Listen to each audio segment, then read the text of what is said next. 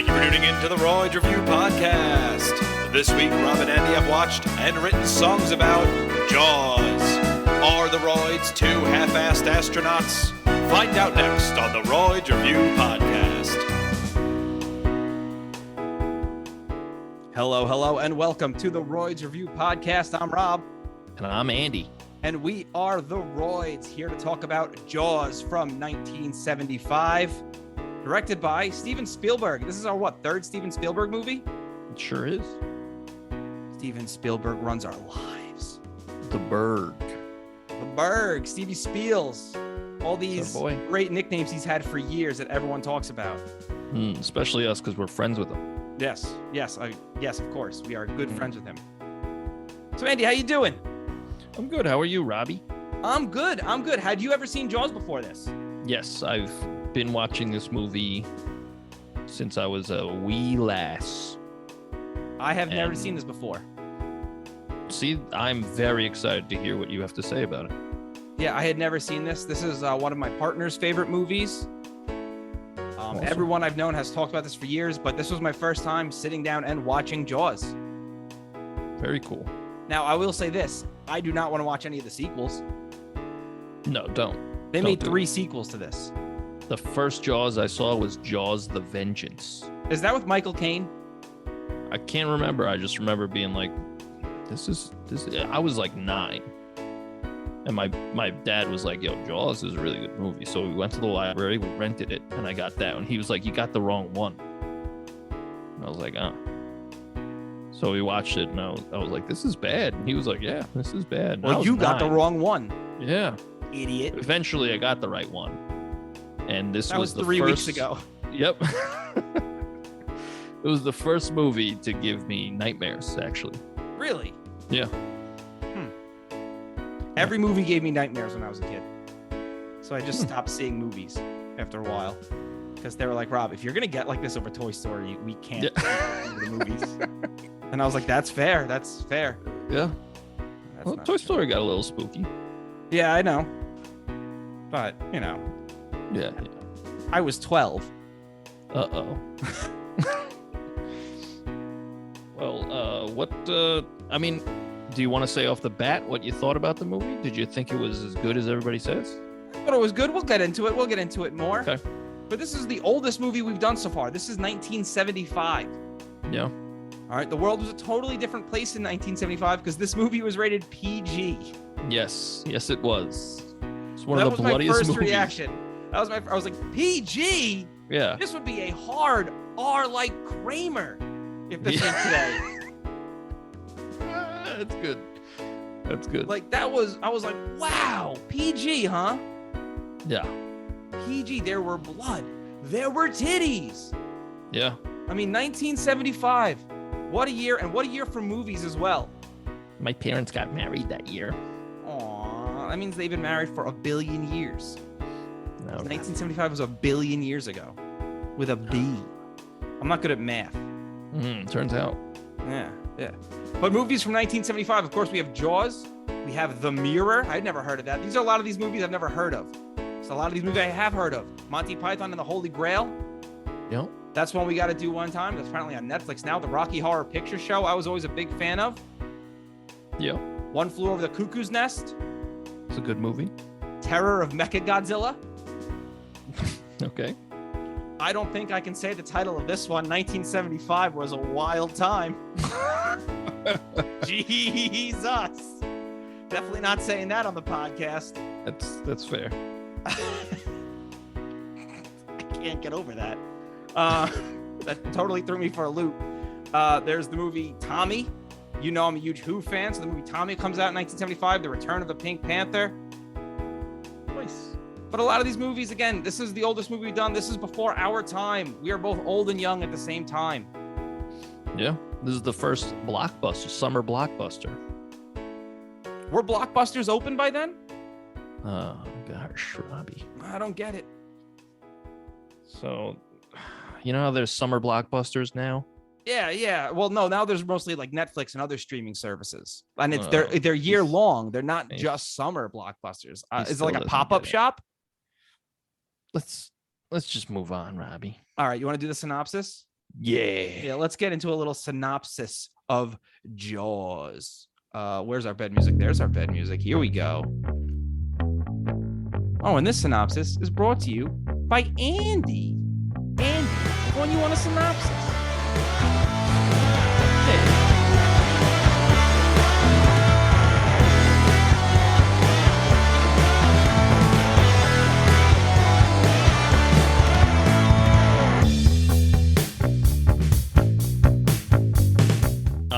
Okay, we open on a beach. A 70s beach party is taking place. A young man makes eyes at a fair maiden and makes chase. She flirtatiously runs away toward the water, the ocean, of course. The young man is obviously intoxicated and struggles to follow. She gets butt-ass naked in this movie that is rated PG for some reason, and enters the water just as the sun rises. Something is stalking her from the depths. Suddenly, something takes hold of her leg and drags her through the water as she cries for help. Her cries go unheard as the boy who followed her has passed out on the beach because he was drunk. Not that he'd really be able to help anyway, because, it's a shark. What are you going to do? Punch it in the nose. I guess. She's pulled under the water, and we are met with eerie silence and ocean waves. Martin and Ellen Brody awake to the sunrise. Brody is a small-time sheriff from a big-time New York. He's called into work as a drunk boy reports dead girl missing. That's her name. Dead girl, I think, was her name. That was her given name. Yeah, which is just you're Girl, cursing your child. dead. Yeah, you're cursing your child for this life. Just as they walk the beach to retrace his steps, they hear a whistle. A mortified officer stands near what remains of the woman from the opening scene. She's fucked up. Brody immediately moves to close the beaches. The mayor, along with some other bureaucrats, won't have it. They're saying, Aberdeen is a summer town, and we need summer dollars. And so the beaches remain open, much to Brody's dismay. He watches as people play in the water, unaware of the dangers below the surface. Finally lets his son play in the water. After all, nothing's happened yet. Then old man Harry comes over to Brody and teases. He says, "We know all about you. You don't go in the water at all." Brody says, "Fuck you, Harry, you dirty old bitch." He doesn't say that. He says, he actually says, what does he say? "Nice hat, idiot," or some shit like that. Fuck away from me, you stupid New England son of a bitch. Yeah, I'll fucking kill you. I'm from New York. I'm walking here. I'll push you to the ground. You turn to dust, you old bitch. Bing bong. Fuck your life, bing bong. That just dated this podcast. It's from a movie in 1975. It's already dated. That's true. A dog owner searches for her dog. Uh-oh, perhaps things aren't safe. Just then, a little boy gets fucking murked by a big old shark in this movie that's rated PG. The second death in the movie is a dog, and the third is a fucking child. Everyone exits the water in a panic. A woman searches for her boy. A $3,000 bounty is put on the shark. The town holds a meeting. Brody again moves to close the beaches. The business owners in Amity are in an uproar. The mayor assures them that it'll only be for 24 hours. Brody is pissed. Says, hey, you didn't tell me that. Just then, an old grizzled mitt slowly scratches a chalkboard in the back of the room. Everyone stops arguing and looks. It's crazy old Quint. He tells the town with a mouthful of crackers that he'll find the shark for a cool 3,000, but he'll kill it for a cool 10. Alone. Pay up now or be poor for the winter. Brody starts to read up on sharks. Ellen Brody comforts her worried husband. Brody freaks out at the sight of his son on a boat and on the dock. Ellen tells him, calm down, just relax. And then she also freaks out after looking at those shark books. Funny scene. Some amateurs try to catch the shark by tying some meat to the dock. The shark pulls the whole fucking dock apart, nearly eats the shit out of old Charlie. Enter Matt Hooper, the shark expert Brody called to help with the shark problem. Everyone and their mother is coming to Amity to hunt for the shark to claim their $3,000. Hooper looks at the remains of the first victim. He is truly disturbed and asks Brody if he'd alerted the Coast Guard. They have a very, very, very large shark on their hands. Cut to a dead shark. All the goons caught and killed a shark. Amity is saved. Quint sails by with a smile on his face. He knows that's not the shark. Hooper suggests cutting the tiger shark open to see if the first and second victims' remains are in there. Just then, Alex's mother shows up in her funeral attire, presumably on her way to or from her son's funeral. I hope she's not just walking around in that. She slaps Brody. He's like, in it's the okay, face. we could be late. I need to hit the police chief real quick. Yeah. She slaps Brody right in his fucking face and tells him that her son died because of him. The mayor tells Brody, it's not true. Brody says, yes it is. And he gets back to work. Hooper sees Brody in that moment, and he sees that he's trying to do his best, and he isn't a fool like everybody else on the island. Martin goes home, where his wife and son do their best to cheer him up. Hooper shows up with a couple of bottles of wine and tells Brody that he'll be only rational man on the island after he leaves. Hooper doesn't believe that they got the shark that they're looking for. Brody agrees to cut the tiger shark open to find out once and for all. After pulling nothing but fish and garbage from the tiger shark, they know the big one is still at large. Hooper gets Brody on a boat. Brody explains he gets him drunk enough, I should say, to get on a boat. Brody explains his move from the big city to the little island. No major crimes. You know, you're not getting shot at in Amity. Hooper explains that he comes from a rich family. They stumble upon a boat that has been taken apart by the shark. Hooper goes to examine it like a psychopath. He finds a big old tooth. We get a nice jump scare as a severed head floats toward the Hooper. He drops the tooth. Again, this movie is rated PG. Once again, Brody and Hooper try to talk Mayor Vaughn into closing the beaches. Once again, this clown won't fucking do it. The beaches are crowded for the 4th of July, but no one's going in the water. The mayor uses clout to get an old man and his family into the water. The seal is broken, and everybody's in. Brody and Hooper set up a perimeter of lookouts around the beach. Brody tells his son to take the boat into the pond instead, as it should be safer.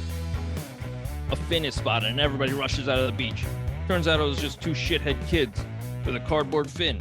Meanwhile, in the pond is the real big shark mama, and she's swimming right at Brody's son and all of his friends. The shark knocks them off the boat and bites the leg off the guy with the little boat. There's so much blood and gore. A severed leg is shown. This movie's rated PG. Brody's son is taken to the hospital with shock from what he just witnessed. Now it's personal. Brody gets the rattled Mayor Vaughn, whose kids were on the beach as well, to sign the papers, I should say, to hire Quint to kill the shark. $10,000 plus $2,200 a day until he gets the shark. Brody introduces Quint to Hooper. Right away, they butt heads. Quint tells Hooper to tie a certain knot, to test him, and then he asks to feel his hands, telling him, "You got city hands, Mr. Hooper. You've been counting money all your life." So it's settled. Brody, Hooper, and Quint will go out, find and kill the big shark mama. Brody says goodbye to his wife as Quint sings sea shanties and does crazy old pirate man shit. He sings the song Spanish Ladies. I'm not familiar. I only know that because that was on the subtitles. Oh, look at that. He's cheating. He's modding. They set sail. Quint continues to mock Hooper about his equipment. Chugs a beer and crushes it, and Hooper chugs his coffee and crushes it. Funny stuff. Brody knocks over the compressed air and is promptly scolded by Hooper, who tells him it could blow up. I'll talk about that later. I'm sorry. Quint's line starts ticking. He slowly straps himself into his chair to reel the hefty mama in. He tells Brody and Hooper to secure the line. Hooper doubts that it's the shark. The line snaps, and Hooper and Brody go flying. Quint tells Hooper not to tell him his business again, and that fancy college boys don't have enough education to admit when they're wrong. Hooper reacts by making faces behind Quint's back. Quint thinks the shark is either really smart or really dumb. After it swam under the boat, he lands on smart. After a while, Quint tells Brody to throw more chum into the water to attract the big mama. Just then the shark appears. Brody says, "We're gonna need a bigger boat." Oh shit, he said it. We're gonna. And then he said it like 6 more times. Yeah, he's like dead serious. He's like, "No, we're going back to shore to get a bigger boat." And they're like, "No, dude, this is it." Hooper says, "That's a 20-footer. Quint corrects him. 25. About 7 tons or whatever the hell he says after that. I didn't write it down. Quint tells Hooper to tie a barrel to the harpoon line. Hooper runs to get his shark tech stuff to attach it to the barrels. Quint takes a shot, and they get a barrel on the shark mama. He takes the barrel down, no problem. The sun sets. The boys bond over scars in the cabin. Quint tells the story of his World War II battles. His ship was sunk, and the sharks came. It was an absolute bloodbath. He says, I wrote quote, as in I should have looked up the quote, but we're beyond that. They start singing all chummy and stuff, but not on Shark Mama's watch. She smashes into the boat. Quint shoots at the shark with a rifle. They're safe for now. The morning comes, and we're having engine trouble on account of all the leaks. The shark lays a trap by leaving the barrels still. As they retrieve the barrels, the shark emerges, and she's hungry. Brody goes to call the Coast Guard on the radio, but Quint destroys the radio. He wants the glory. They hook a new barrel to the shark. They hook a second barrel to the shark. Brody shoots it in the head with a revolver. Still, it takes the barrels down. They tie the ropes to the boat. The shark drags the entire boat plus a third barrel. Now they're taking on water. This thing is fucking yoked. Quint wants to lead it back to the shallows. He pushes the motor too hard. Looks like he finally cracked. This dude's lost it. The boat's motor is dead, and they're sinking. Quint finally gives Hooper a shot. How do the fancy college boys do it? Hooper goes down in the cage to stick some chemicals in the shark's mouth. The shark rams the cage, and Hooper drops the dart. The top of the cage opens, and Hooper gets away amongst all the chaos. The shark rips the cage down from the boat. The shark leaps halfway onto the boat, practically snapping the boat in half. Brody and Quint are hanging onto the cabin, but a tank of compressed air rolls over and crushes Quint's hand, making him lose his grip. He falls into the shark's mouth and gets chomped real good. Brody is left alone on a sinking ship. The shark crashes through the cabin. Brody tries to fight it off with a tank of compressed air. He stuffs the tank into the shark's mouth. It swims away, but it's coming back. Brody grabs the rifle, climbs to the absolute highest point of the sinking ship. The shark is chomping at his heels. He pokes it with the harpoon. It swims away, but he's coming back. He's got a plan. "Show me the tank," he says. He fires once. He misses. He fires twice. He misses. 3, 4, 5 times. He misses. As the music comes to an absolute climax, he says, "Smile, you son of a..." He hits the tank, and the shark explodes. There's so much blood. There's so many guts. This movie's rated PG. Hooper comes back and swims to shore with Brody. Brody says, "I used to hate the ocean." Hooper replies, "I can't imagine why." The credits roll. You're on mute. That was really good. Yeah, thank you. That was really in depth. You got the every scene. That was Yeah, well over. That was about 14 minutes, I'd say. I'm not actually Wow. looking at a full time length right now, but yeah, that was a nice long synopsis. Love it. Well, thanks. I feel like I just watched the movie all over again. I was in the writer's room. That's crazy. Yeah, for Jaws. For Jaws. For Jowls. All right. So, Andy, what wiggled you wham about Jaws? What'd you like? I like this movie a lot. I mean, I've seen it 1,000 times. Not 1,000. I've seen it a lot, though. And I like it. I like it a lot. I think it's very good. This movie builds suspense better than any movie I've ever seen in my life. Agreed. The way, and here's the thing. I'm gonna be totally honest because I know there's someone who's listening to this going, "How is this the one?" I haven't seen a lot of movies. That's part of the reason I wanted to do this podcast because it gives me an excuse to watch a lot of these movies that I haven't seen. Because this is one of those movies where a lot of people always said to me, "You've never seen Jaws?" No, I haven't. My bad. Okay, I'm sorry. I think it has the regard of a lot of like movies you have to see, like it's like The Godfather, all that stuff. Like you have to see Jaws. I've never seen The Godfather. See, we should do that. We'll do The Godfather. We will do The Godfather and Godfather Part 2. Fuck it, I'll do The Godfather Part 3. Yeah, I think we probably have to. Yeah, but I ain't doing the last 3 Jaws movies. Nah, they're not movies. They're just like blatant cash grabs.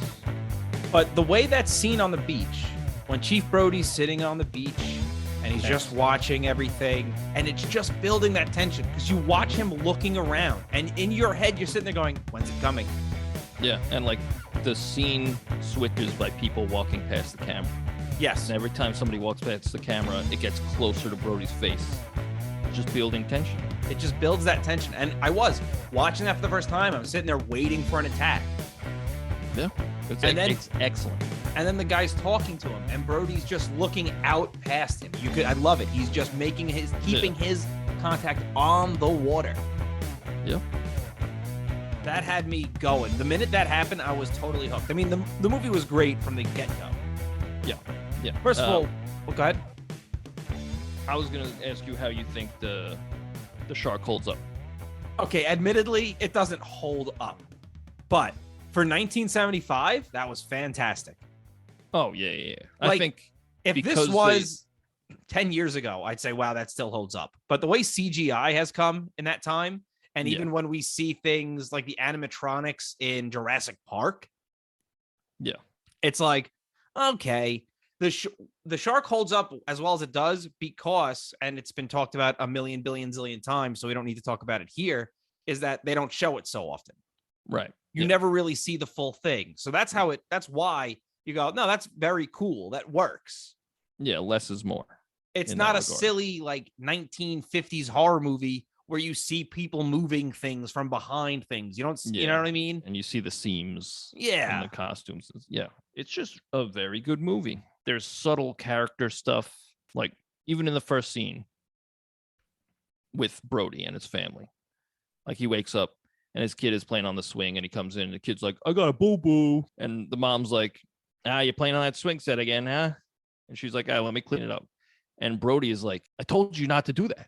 So like he's clearly this guy's maybe a little overcautious. Yeah.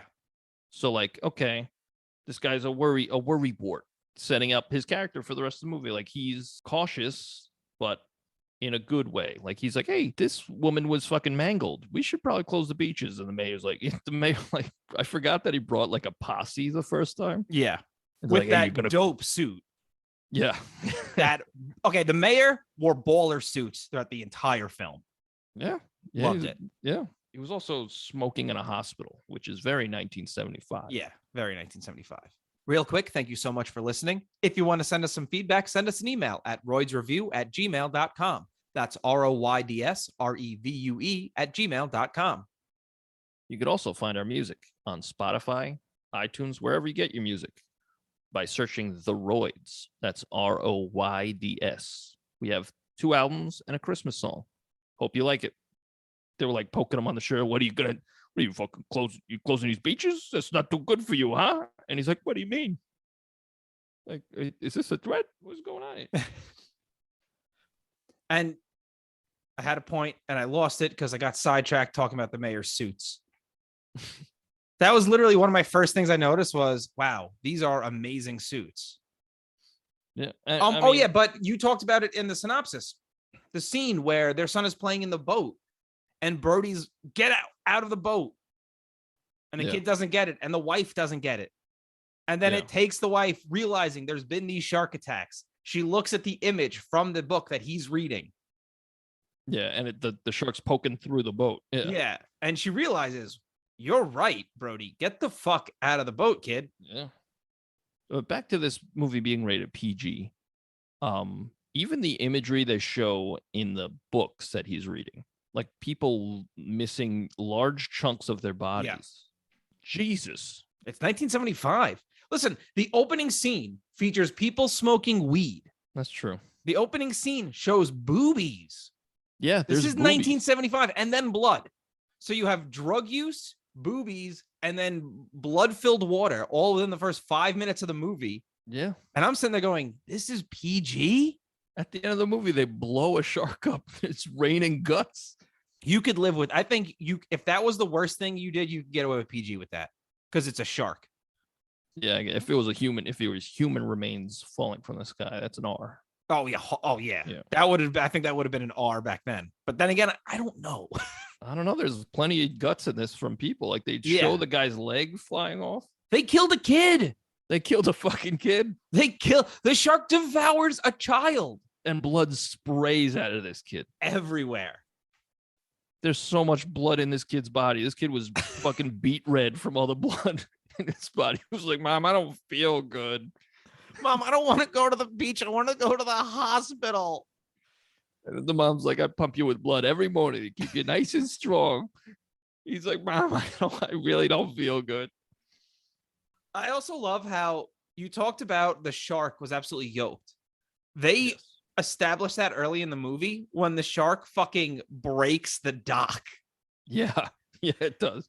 The shark grabs the roast that they threw in and just, okay. Yeah, just swims away. I love that scene with the guy. Like when he's like, this is my ham, my Christmas ham or whatever. He puts a hook in it, they throw it. And then like they show the dock getting dragged away and then it comes back. And the guy's like, you better start swimming, Charlie. Yeah. I was just like, it's so good. And the music's like, dun, dun, dun, dun, dun, dun. I was waiting for that dude to get chomped. Yeah. But again, it was great that they didn't kill him. Yeah. There was enough death in this movie where I was always frightened of the shark. Right. But they didn't overdo it where every scene I was like, well, he's going to die. Right. They don't, again, less is more. Like Stevie Spiels has a restrained touch. It's very good. He's very good. I understand why people say, hey, Stevie Spiels, that's the guy. I mean, he was kind of part of that crew, like him, Scorsese, George Lucas, like they were all buds. Yeah. One of them doesn't quite have the directorial reputation as the other two, though. Right. But, he made the highest grossing franchise for that is true. 30 years. Yeah. That is very true. Speaking of which, I haven't seen many of those, and we should probably do those at some point. Oh, yeah. I'm totally down for the Star Wars movies. Yeah. When the people are evacuating the water, two people say, fuck them kids, and throw kids out of the way. Yeah. So not only do we have kids dying, we have two separate grown men at different times. One flips a boat full of kids, like, get out of my way, and just one takes their boogie board. Yeah. That's there are definitely some awkward car rides home on the way back from that beach after that. Like, it was a fucking cardboard fin, right? You fucking piece of shit. He's like, I thought it was real. I don't want to die. Also, go ahead. You know what? I'll save that for our new segment. I'm sorry. No, that's a problem. People don't know that. We'll give them a peek behind the curtain. We have a new segment coming up later on in this episode. And I do keep doing the same thing where I keep want to go into that segment. And I'm like, oh, it's not time yet. Yeah. I mean, I guess we can make a time whenever we really fucking want to. But that's true. Here's a fun thing. When I was a kid, I knew this was Amity. And we both grew up on Long Island. Yeah. So you can probably assume where I thought this was based in. You thought it was in Amityville? Yeah. Like the Amityville horror. Yeah. Because you gotta remember, actually based in Amityville. Yes. Well, I was young, and the only thing I was familiar with about this movie was I went on the Jaws ride at Universal.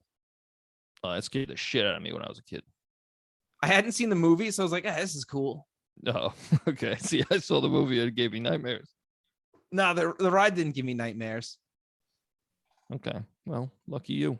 You know what? Actually, no, it was the King Kong ride. When I was on the King Kong ride, my parents, I was a little kid. They took me. And the whole time I had my head down, like crouched in the seat, like kind of in a fetal position. They were like, Andrew, you're missing it. You're missing it. And then, like after the ride, they're like, "What happened?" I was like, "I dropped something. I was getting it." And they, to this day, they're still like, "Hey, remember when you dropped something in King Kong? You little fucking pussy." And I'm like, "Guys, stop. Not in, not in front of my wife. Not on my wedding day." This was recently. Okay. They do this a lot. Okay. Yeah. When I was a kid, the first time I went to Disney, I was 5 years old. And I went with my family, my mom, my dad, and my brother. And my dad really wanted to go on Splash Mountain, and I didn't. My brother did, but he was too small at the time. We were like 5 and 3. So my dad tricked me into going on it. He goes, "Don't worry, Rob. It's a happy ride. It's just like a log flume." And I'm like, "Okay, cool." He's like, "There's no drops." I was like, "Okay, sick." I'm 5. He fucking got you. Yeah, he fucking got me. And we're riding, and he's like, "See, Rob, this is just a happy ride, just a happy log flume." And we're going, and that fucking drop's coming up. And I looked him dead in the eye and went, "This doesn't look like a happy ride to me." And I ducked my head down. And that was the fucking photograph. You see my dad and a bunch of strangers. Top of your head. Yeah. Because I'm like, fuck, what are you doing? Lying to a 5-year-old. I honestly had a thing about going on rides for a long time after that. Now this is becoming therapy. You ready? I'm going to cry. Okay. That's how I cry. Oh my God. It's horrifying. Yeah, it is horrifying. Why are we here? We're talking about jowls. Oh, Jaws. Okay. Did you know? Here's a little fun fact. Did you know Mel Gibson wanted to do a sequel in the mid 2000s?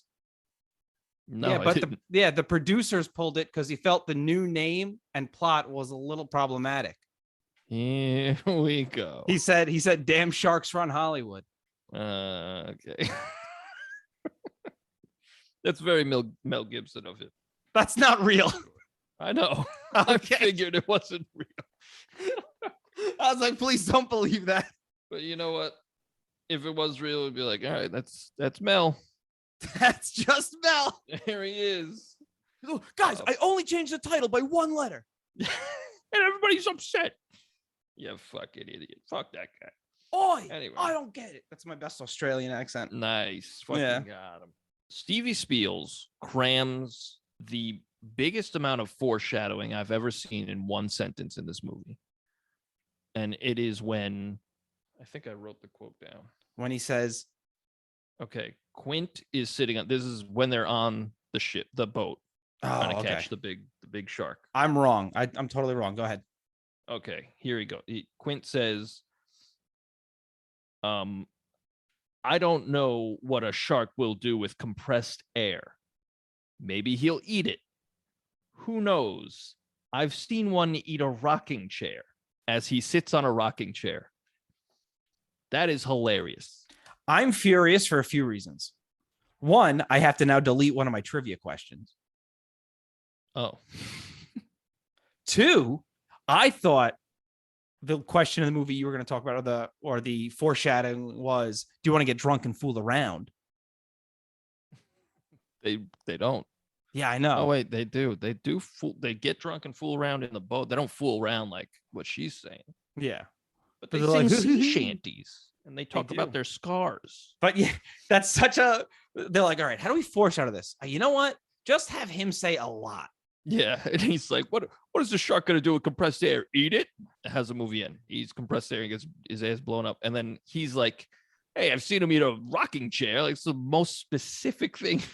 Like, that's not even that crazy of a thing for a shark to eat. Yeah. Like, it would be weirder if you said, like, I've seen him eat a car. It's like, okay, that's crazy. Now, in fairness, I only really understand about 75% of Quint's like everything. Yeah. Every sentence, especially his monologue. He monologues at one point. I'm like, okay, I'm catching some of this. See, I love that monologue. I think it's one of the best parts of that movie because, like, this dude is acting he's acting so hard that sometimes it's funny. Like, the whole dragging your hand across the chalkboard, get everybody's attention is hilarious to me. I mean, yeah. I'm sure back then it was like, wow. But like right now, to me, that is very funny. I don't know why. It's very like I feel 1975. Yeah, like if somebody did that now, I'd be like, stop. What are you doing? Yeah. Get out of here. Just say something. Just yell. But like he does that, and then he's like, it's like, okay, what do you what? What do you want? He's like, $10,000. Oh, okay, cool. Crazy old Quint's back. Like, He's clearly playing a guy who's drank his brain into nothingness. Well, apparently, the actor, I forget his name, Robert Shaw died a few years later. He died a few years later. Was drunk most of the time. Yeah, he died of a heart attack driving.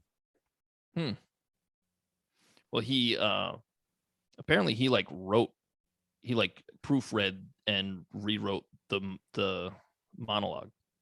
Really? Yeah. And that's interesting because I didn't understand a fucking word of it. I wrote my whole song about it. I literally sat there going, this is great. And he's really like selling this, but I'm only catching every like third word. Well, he does a lot of like really good subtle shit. Like they're laughing, right? They're like, oh, I gotta like, the worst one I got is just broken heart, right? And then he's like, hey, what about this one? And then he gets serious, and Hooper's laughing, and he gently puts his hand on Hooper's arm, and he's like, stop laughing about this. And then he tells him why he has it, and it's a terribly tragic, and I can see why you're insane, because anybody who went through that would go insane. Yeah. Like just floating in the water for like weeks. Now, what is interesting to me is he doesn't want to do this for less than $10,000, but he seems like he wants to die throughout the whole movie. Yeah, I think he seems like he has a death wish. So why do you care so much about the money? I guess to make it all worth it. That should have been a question that I just thought of that. Yeah, no, I mean, it's a good question. Because the guy is cracked. The guy is out of his fucking mind, and he cracks like after he breaks the radio. Yeah, they're all like, "What the fuck are you doing?" He's like, "Oh, I'm fucking nuts, dude." Well, like BT dubs. He, after his monologue, it's like, "Oh, that makes sense why you hate sharks and why you want to kill all the sharks." Yeah, I get it. But then why wouldn't he just say, "I'll do it for 3,000"? Sure. I don't know. Just to. I really want to say something, but I want to save it for questions. That's fair. Yeah, save it. I'm just being a dick. But there is some funny shit in this movie that might not be trying to be funny. Oh, but, yeah. Every movie from ever. Yeah. Has unintentionally hilarious stuff if you try to break it down even the slightest. Like the boy's mom is mad at Chief Brody, but not the mayor. Yeah. Like Brody was the one actively trying to close down the beaches. Yeah, and she doesn't know that though. But like, yeah, I would have. Who gets mad at the chief of police? Yeah, who gets mad at just the chief of police about shit like that? You get mad at the politician. She should have lined him up like Three Stooges style, like. She goes to poke him in the eye. They block it with the side of their hand. This movie turned. Steven Spielberg loves his slapstick. Really derailed his own movie. The best parts of this movie is when they're building tension. And again, the soundtrack does fucking wonders for that. Just Gold. That dum dum dum dum dum dum. And fucking great. Fantastic. It's also John Williams. Yes. He works with Steven Spielberg a lot. All the time. Obviously, if people can't tell, I love this movie. Yeah, no, this was fantastic. This was great. Hot fire. I think I say the word fantastic 1,000 times an episode. I don't notice. I notice when I listen back, and I go, "Shut up, Rob! Stop saying that." Again, I like how Quint, like the guy who plays Quint, calmly does a lot of things. Like he even said, like when the fire started on the boat, he was like, "Hey, put that out, would you?" Yeah. Like, and I like how as the shark starts hitting the boat after they're singing, like they're like, "Hey, we're friends now." And then the shark's like, "Nah." The shark like smashes the boat, and he's like, "Start the engines." Where they're like freaking out, he's just like, "Here we go." Yeah, I like all that like reserved shit. When everyone's going crazy at that one point in the movie, and you just see him slowly riding his boat past with that smile on his face. He's a great cat. I love Quint. Yeah, he's great. Yeah, he's the best character in the movie. Yeah, No, him. I like Brody too. But Brody is like he's just you, like he's the viewer. In this Exactly. movie. Yeah, and I like Richard Dreyfuss. He's good. Yeah, I didn't like. I mean, it's in character because he's like he's just a rich guy. But like after Quint like schooled him a couple of times, like he did the thing where he's like making faces and shit. I was like, come on, man. What are you? Yeah, you're a child now. Yeah, come on. It did hit a little too close to home nowadays that people were mad at Hooper for explaining science to them. Yeah. I was like, movie. This hurts a little bit. Yeah, this whole movie like hits a little close to home right now. Yeah, I remember making a couple of comparisons to this movie when some shit was going down in 2020 to my wife, and she was like, "I've never seen Jaws," and I was like, "Oh, we're gonna watch Jaws, baby," and we did, and she liked it. Nice. Yeah. Nice. Yeah. You got anything else? Or you Not wanna move on really. to our brand new spanking new segment. Yay, let's do our brand spanking nude. We got to take our clothes off. Oh boy. Our brand spanking new segment. Andy, would you like to introduce this? Sure. This segment is called Questions.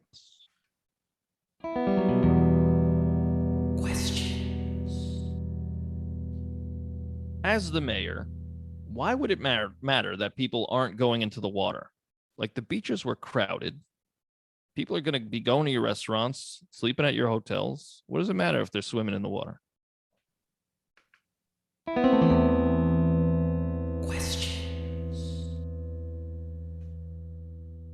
I got a question. Why did all the kids run into the water at the exact same time?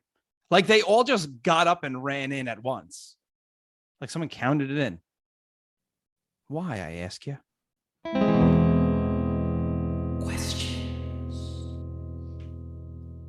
In the argument with the mayor, Hooper, and Brody, the mayor asks for the tooth that Hooper says he found.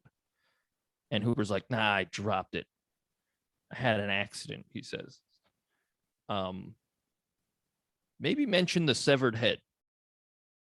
I feel like that would help in your case. You'd think. But it was like everybody forgot about that guy. Yeah, he didn't say I saw a dead fucking body. Yeah. I feel like that would be he would see that every time he blinks for at least a couple of days. That's burned in. That's image. A core memory now. Yeah. Anyway, questions.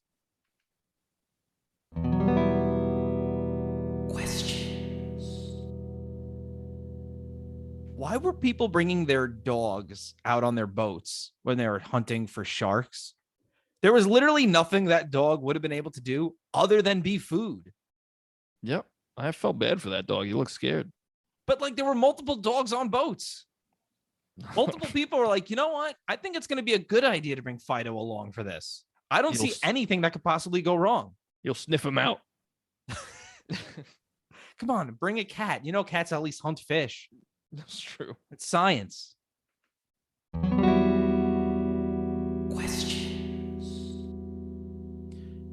I like how in maybe 2, maybe 3 scenes, Quint has a little lackey following him around. Who the fuck is that guy?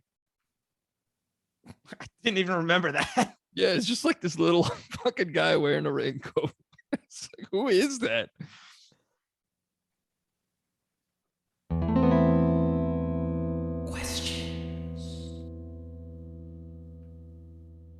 Why did the chief and his wife make fun of people for having these thick Boston accents, and then nobody in the movie had a thick Boston accent? Like not a single townsperson walked up to them with this thick accent, asking if they want to go to the Red Sox game at Fenway Park. Yeah.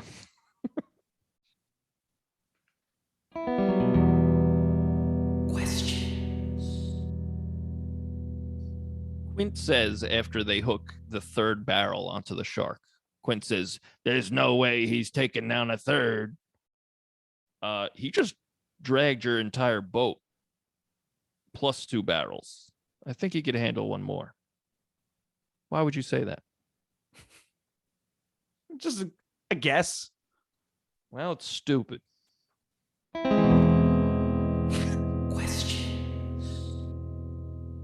Where are all the people who aren't white?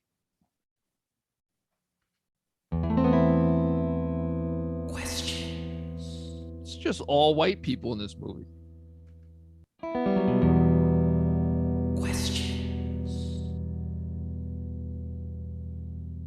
It was 1975. Oh, shit. That's right. Only white people existed up until that point, I think. Oh, okay. Yeah. In the entire world. That's crazy. Yeah. Yeah. Man, Again, history is science. nuts. Yeah. So do you have any more questions? No. Oh, all right. Want to do trivia? Yeah. All right, let's do some trivia. Oh, I can't do that question. My first, you actually eliminated 2 trivia questions from me. So thanks. Thanks a lot. I'm so sorry, Robbie. You ruin everything. I'll ask the first question, though. Sure. On the sign, Amity Island welcomes you. It was the blank annual regatta. 20th, 30th, 40th, or 50th? Wow. 30th.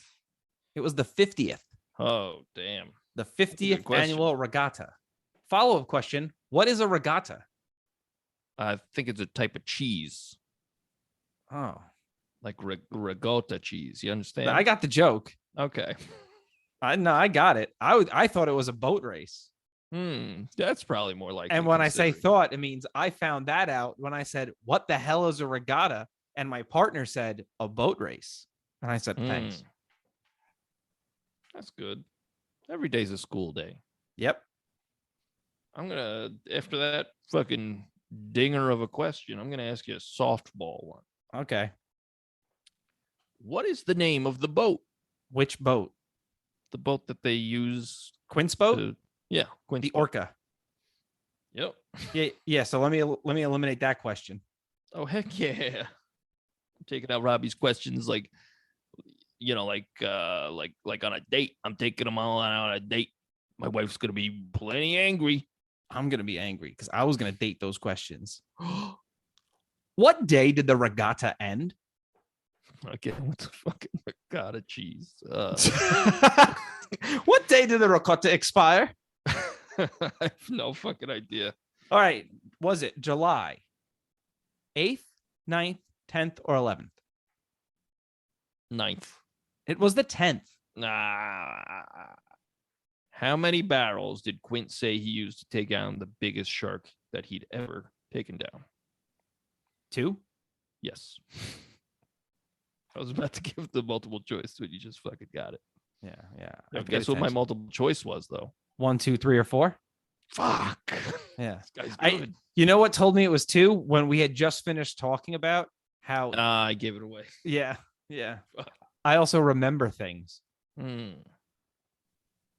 the guy notices his dog has been missing, there's a kid building a sandcastle. What song was that kid singing as he was building the sandcastle? Oh shit. What song was he singing? Oh shit. It was not "Oh shit." I will tell you that. Would you like clues? God. Yeah. Was it Little Bunny Foo Foo, Mary Had a Little Lamb, The Muffin Man, and I can't think of a fourth? So those are your 3. Little Bunny Foo Foo, Mary Had a Little Lamb, or The Muffin Man. Just fucking forgot the 3 choices you gave me. Was it? Not 2 seconds ago. Was it Little Bunny Foo Foo, Mary Had a Little Lamb? Mary Had a Little Lamb. No, it was The Muffin Man. Oh my It was The Muffin Man. Now, do you think it was the nursery rhyme or the one by Frank Zappa? I'm gonna go with the nursery rhyme. It was. Yeah, the kid was not sitting there going, "Girl, you thought he was a man." Like, that's weird. That is a toddler, Steven. He's not doing this. No. Jaws is known as the first summer blockbuster. We've talked about this. How many people in America saw Jaws in 1975? A lot. Is it 55 million, 80 million, 100 million, or 67 million? $67 million. Yes, I realize that is the only number that's not a 5 or a 0 at the end, which kind of gives it away. Actually, that's not even why I went with that. It just felt like the most reasonable amount. Yeah, for 1975. Yeah. Yeah. What magazine does the mayor say Richard Dreyfuss or Hooper want to get in? National Geographic. It is National Geographic. Yeah. It is. Yeah, it is. You know what I got to do? I got to actually start writing out my wrong answers to my multiple choice, so I don't have to sit here thinking of them. See, with this movie, I had to write correct next to the answers because I was going to forget. I typed mine, so I just bold the right answer. Smart. Yeah. Smart a la carte. I go, bring me my brain, please. Who did the Berg almost cast as Brody? Robert Redford, Charlton Heston, Richard Dreyfuss, or Gregory Peck? Robert Redford? Charlton Heston. Huh. Yeah. I didn't know that. Okay. What type of ice cream does the kid want in the hospital? Is it vanilla, chocolate, Coffee. strawberry? It is coffee. It is coffee ice cream. Yeah. Yeah. I'm so good at Jaws. I got 4 questions left. Okay, I got 3. They call me the question man. Do they? No. I didn't think so. I've never heard anybody. They call me Mr. Question. That I've heard once or twice. What did the Berg name the shark? Was it Steve, Roxanne, Big Mama, or Bruce? Was it Roxanne? No, it's Bruce. Bruce. Yeah. What type of fish did Quint tell Mrs. Brody, Chief Brody, just caught when she calls the boat? Barracuda? Striper. Striper. Striper, no the striping. Am I right? Classic. I'm thinking the mayor. The mayor said when you yell barracuda, people say, "Huh?" When you yell shark, Yeah. you got a problem. How many mechanical sharks were produced for this movie? 1. 3. I have no idea. I went really confident with that one. One of them was the full shark. The other one was the shark with the right side open. And the other one was the shark with the left side open. Huh. That makes sense. That's cool. I didn't know that. Yeah. Who does the voice on the radio that Quint speaks to calling from Amity Point? I want the real person. Who does the voice of the races? No, the radio. The radio. I'm sorry. Who does the voice of the on the radio that Quint speaks to that's calling from Amity Point? Is it Okay. Richard Dreyfuss, Robert Shaw, Roy Scheider, or Steven Spielberg? Steven Spielberg? It is Steven Spielberg. It is the Oh, Berg, my Stevie gosh. Spiels. I thought races because one of the questions I asked Because was we were talking going- about was going regattas. to- Yeah, regatta cheese, but also Yeah. one of the questions for this trivia segment was going to be how many races are there in this movie? 1. There's one race, and it's a Nice. regatta. You see what I did? Actually, they don't have the regatta. Ah, no. shit. Yeah, it gets canceled Yeah. on account of the shark. Yeah. On What account of was- the multiple kids dying. Yeah, the water is fucking red at this beach. What was Steven Spielberg's next movie after Jaws? Was it Oh, go for it. 1941, Close Encounters of the Third Kind, Raiders of the Lost Ark, or The Sugarland Express? Close Encounters? Yes. I'm so smart. What actor Oh, shit. from this movie is also in that movie? Richard Dreyfuss. Yes. What bit through Hooper's wetsuit and gave him a scar on his arm? Shit. It's either a tiger shark or a bull shark. I can't remember. Tiger shark? Remember his arm. His arm. Is it a tiger shark, a bull shark, A moray eel or a snapping turtle? A moray eel. It is a moray eel. Yeah. Okay. Good thing you helped me with that. I'm a nice man. He's a nice guy. Ooh. I got one more question. How about you? No, I'm done. I'm out. Okay. What ship was Quint on during World War II? The Indianapolis. Indeed-a-reno. That is in my song. Oh, well, that's bullshit. You're cheating. All right. I'm okay with it. All right, want to get to those songs? Those aforementioned songs that you just mentioned? I sure does. The reason we're here, the reason the millions upon millions of people are tuning into this podcast all around the globe. Yep. All right, let's flip this pick. You want heads or tails? I'll go heads. Ooh, girl. It's heads. You want to go first or second?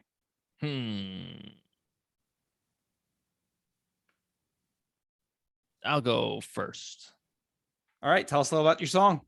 My song is called Doll's Eyes on account of, like I said, it's all about Quint's story about the Indianapolis. And yeah, that's it. 1,100 men in the water, 300 make it out. The sharks took the rest, June 29th of 45. The Japanese took our ship, Indianapolis, just delivered the bomb, Hiroshima, and we were gone. You ever look in their eyes? It's like a doll's eyes. It's like a doll's eyes. They don't seem to be alive. Yeah, it's like a doll's eyes. It's like a doll's eyes. Pulled us into group. It's kind of like Waterloo.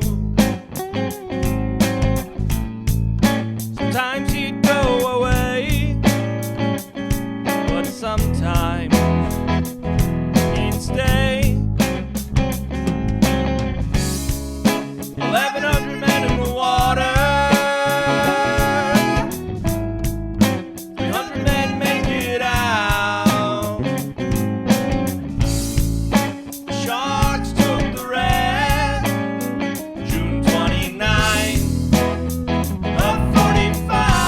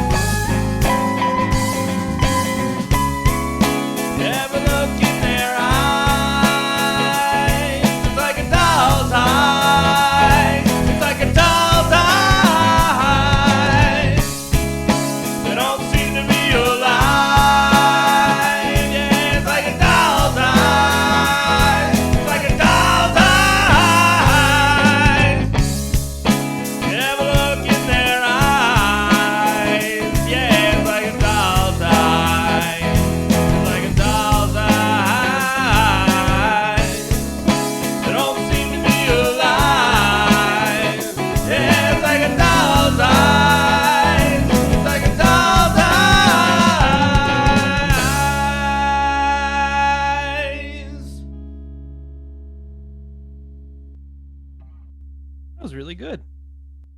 Wow, thanks. That was jazz. That was jazz filling my ears. I don't know about all that. Yeah, I mean, I don't know if you could. I mean, as a Royds member, the bridge that the black eyes turn white. First off, I'm saying those black eyes because when I first recorded that, I thought to myself, sounds like I'm saying those black guys. I like how you're just covering your ass here. Yeah. Those black eyes roll over white. Like you don't think people are going to use context clues at all. Just you never know. Okay, you're right. People are stupid. People are dumb. No, people are stupid. Let's fight about this real quick. Are they stupid or dumb?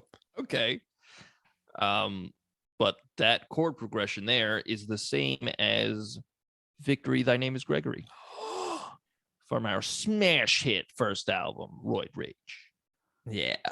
Yeah. I just thought that that's why Quint is this way. It's because of this terrible traumatic thing. Like even it has physically scarred him, which Hooper points out. He's like, hey, what's that? And he's like, I'll fucking tell you. My life was changed forever, like in a terrible way. And I just figured like this movie has been analyzed in every other way, including this one. But like I figured, like, let me just zone in on that one really serious part of this movie that I really enjoyed. Yeah, that was really good. Thank you. I appreciate it. I like the I just like him say like it's like you ever look in their eyes, it's like a dog's eyes. Like that's a good comparison. Like they don't even seem to be alive until they bite you. Yeah, it's like that's fucking sounds terrifying, dude. That is terrifying. Yeah. What's your song? So I like to start by saying one thing I really enjoy about this podcast is every week we seem to take different things away from the movie. Mm-hmm. So that was really good. And musically, it's totally different from my song. So I watched this movie, and the first thing I wanted to do was make like a surf song. So that's what I did. And here's the song. It's called Blood in the Water. Coastal New England town, two teen lovers go to mess around. It's a sure sign that summer's here. We have no reason to live in fear.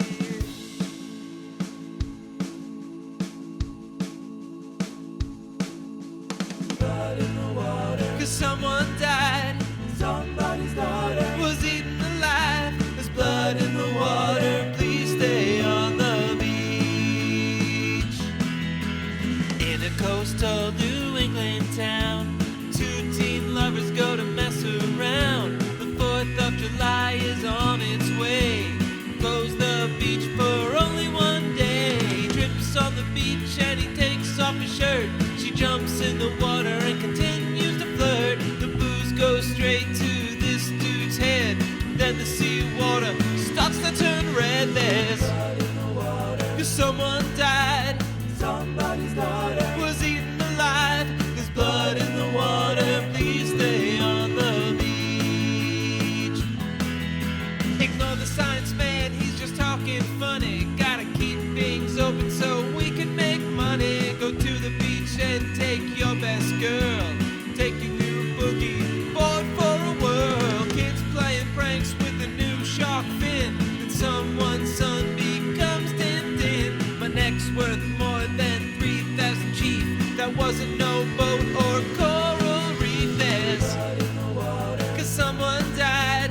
Somebody's daughter was eaten alive. There's blood in the water. Please stay on the beach. Let's go for a swim. Blood in the water, jump, jump. Blood in the water, jump, jump. Blood in the water.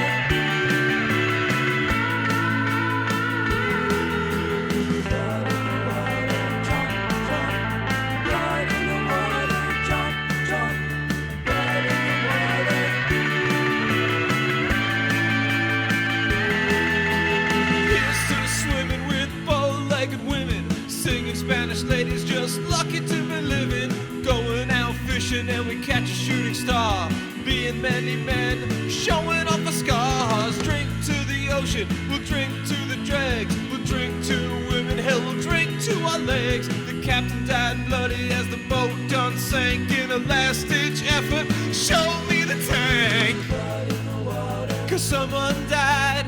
Somebody's daughter was eaten alive. There's blood in the water, please stay on the beach. Blood in the water, jump, jump. Blood in the water, jump, jump. There's blood in the water, please stay on the beach. Blood in the water, jump, jump. Blood in the water, jump, jump. Blood in the water. I just basically run through the movie there in a very surfy style song. I love it. Thank you. I, in the words of Cold Stone, I like it, I love it, and I've got to have it. Thank you. That was one of those things I started recording. I was like, this is a little out of my range. And that's why most of the song is saying way up here. I mean, the harmonies, especially in like the ooh, like all that stuff was like, it was like phasing because it was like spot on. I liked it. Thank you. Thank you. Yeah, that took a lot of work, the harmonies, because I'm not, anyone who listens, no, I don't do the harmonies like that. Like you do a lot more harmonies than I do in your songs. And when I was like, if I want to do like a surf style Beach Boys inspired song, I got to sit here and do the 3-part harmonies. Yeah. I like that. It sounded great. Thank you. I also, this podcast has helped me gain. I've always been very self-conscious about my own voice. And like this is helping me a lot. I'm a lot more confident. But like you covered everything in that song and you said din din, which was hilarious. But yeah, excellent. Also, you had like that shit ton of reverb on the guitar. Yeah, I was like, I was going for that surf. Yeah. Yeah, love it. I went for the whole kit and caboodle. I was like, we're gonna do kind of like a sloppy, choppy guitar solo. I like it. I like the whole thing. It was very good. Thank you. You know what's funny? Listening to the song actually reminded me of something that I meant to bring up earlier. So they actually caught shooting stars in the movie. Yeah. Like those are real shooting stars. That's nuts. Yeah. And it looks fake. Yeah, because it's fucking real. Yeah. I don't know. Crazy. I know that was the coolest thing. I was like, that was really cool. And my partner goes, yeah, that's real. I was like, are you fucking serious? That's real. Yeah, that's very real. Cool. Very, very cool. Also this Quint's death scene. Yeah. Bloody as fuck. Bloody as fuck, but also he really got in the mouth of that thing and it really just dragged him under the water. Like you could see it. Acting back then must have been fucking brutal. Yeah, like, hey, get in the mouth of this mechanical shark and it's going to drag you into the depths of the ocean. It's the only way we can do it. Yeah. It's the only way. But even in that scene, like it drags him under and then it's just quiet for a little bit. And Brody's like, fuck. This movie's great. This movie's great. I think I give it a great. Oh, same. No, I give it an excellent. It's an excellent movie. Oh shit. Okay, I'll go that high too. I didn't know there was a rating higher than excellent, higher than great, even though we're just making this up as we go along. So yeah, let's go excellent. Yeah, no, we doing it. We're doing it. I think we also wrote 2 very good songs. I think so too. Yeah, and I think we're getting better at this. This is improving. Obvious. Yeah. You tell us how you think we're doing. You sent us an email. That was a great segue, right? Yeah. That was one email is gonna be like, yeah. It's all right. Yeah, but no. Tell us how you think we're doing, if you think we're doing well, at roydsrevue@gmail.com. That's roydsrevue@gmail.com. Yeah. Well, what are we gonna do next week? Next week we're doing Starship Troopers. Starship Troopers. Have you ever seen Starship Troopers? I have not. Me neither. So this is the first time viewing for both of us. Wow. Is that the first time that's happened in this? This was the first movie that I had not seen previously. Wow. I had seen everything up until this point. I had seen, all the Thors. I had seen Toy Story, and I had seen all the Jurassic Parks. That's interesting because, like, you just said in the beginning of this podcast, you have not seen a lot of movies, and I have. What have I missed like 2 of them that we've done so far. You'll see as we get deeper into this, the gap is wide, my friend. No, I don't doubt it. I also have missed certain, like Starship Troopers. I feel like everybody's seen that except us. I think we're the last 2 people Yeah. On Earth. on Earth. Well, I've also never seen any of the Indiana Jones movies. Oh, shit. We should do those. Yeah. I saw part of the 4th one. Oh, good. Yeah, the good one, right? Oh, yeah. Everyone's Oh shit, favorite. I'm already getting hate tweets. This episode's not even out and I'm getting hate tweets for insane. that. That's amazing. So are you. Second. Oh my God. You know what's amazing? They know our Twitter though. So That's that's good. crazy. So we don't even have to give out our Twitter, but we will just for the sake of it. Oh, you don't have a Twitter. But you can don't. find us at TheRoydsBand on Twitter. That's the And- crazy part about me getting hate tweets is I don't have a Twitter. They're actually sending it via carrier pigeon. Oh I my see God. them Oh, here's flying one in your now. window. Yeah, oh my Oh my God. God. It says, Andy, you are garbage. That's from you, Robbie. Yep. Yeah. Oh, wait, here's another one. Andy, you're a piece of trash. Here's a question. How are you reading these? It's because I'm just saying them to you. Ah, there it is. Yeah. You're just a mean guy. This is how I There's feel about myself. Oh, no. We're I back to need therapy. to hide my feelings. Oh, no. Well, I mean, But overall, we saw titties in this movie. So, oh, shit. Briefly. Briefly. But still. Blink and you miss. Not really, because then they do an underwater shot. Yeah, that's true. But it's like dark. I mean, So I give this movie a toast to titties. Because we saw titties in it. I'll give this movie an English muffin to titties. I'm so sorry. Well, you could find me at Andy. No one's going to want to now. Yeah, I understand. Andy Jeffers. You know, my fucking at my job, these kids are calling like I'm trying to be a teacher. I'm a student teacher right now, but like kids are like, I went with Jeffers. It's just easier, right? Mm-hmm. And then one kid was like looking at my name tag. He's like, but there's an ES. I think it's Jeffries. And I was like, no, it's Jeffers. It's cool. So now everybody, like half these kids are like Jeffries, half these kids are Jeffers. It's just it's a mess. Why don't you go with something totally different? Stevenson. Mr. Smith. Yeah. No. You're the guy I don't from The know. Matrix. You're Yeah. Neo. My wait, name's Joey. we should do the Matrix movies too. I've never seen any of those either. Dang. Girl. See, I'm just revealing these gaps. I've only seen the first My thigh one. gaps. I'm in great shape. Oh man. All right, I've I'll only stand seen down the now. first one, and the first one's pretty good. I will say that I watched it like maybe two or 3 years ago, and it's like, wow, this concept's really cool. What's with the kung fu though? Well, you know what they say. Everybody was kung fu fighting. You can find me on Instagram at Robert Corridor. Or I might be that on Twitter as well. I don't really know, nor do I really care. I never go on Twitter. And you got anything else to say? You could find our music from our band, always forget about that. Well, you good? I got you, No, dude. it's unacceptable. Nah, dude, I'm telling you, it's acceptable. Oh, okay. So what were you Yeah. saying? I was saying you could find our band on Spotify. Fuck, I always forget that. Here we're caught in a loop. We're caught in a loop. Somebody help. Yo, Andy, you know what? Hold on.